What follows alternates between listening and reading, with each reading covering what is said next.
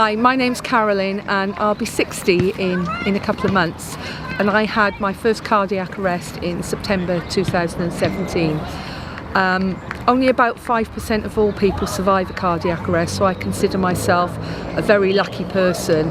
I was lucky for two reasons. One, that the person I was working with could do CPR, and second, that there was access to a defibrillator, an IED, so whilst they were working on me, somebody else could charge it up to try and give me a fighting chance. I was lucky because normally I work in an office where there's no one else around, and on this day one of my co-workers was late off.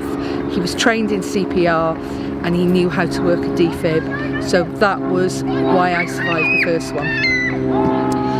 I had my own mini IED planted in my chest, which would monitor my heart. If it goes too high or too low, it'll recalculate my heart rate so I won't need to come back into hospital.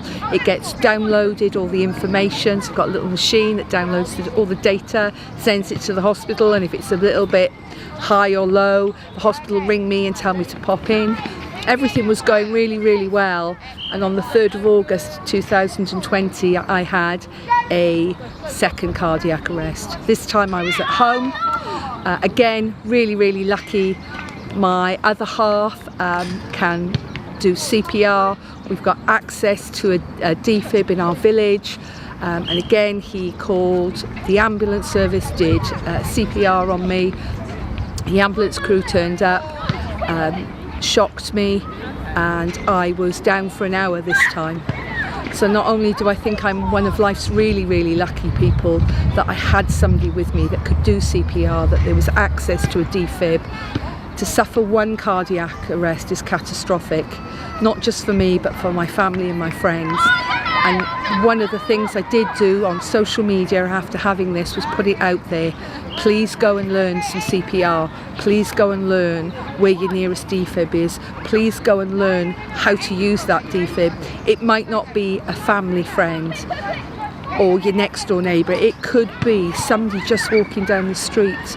And the difference you're going to make, not only to the person that has the cardiac arrest, but to that family or those friends, you couldn't buy it. It's worth than all of the lottery in the world to give somebody the opportunity to live and to go and have a meaningful life. Yeah, things weren't always good at the start, but I've learnt to deal with those, and I always say I'm still part of a really big puzzle.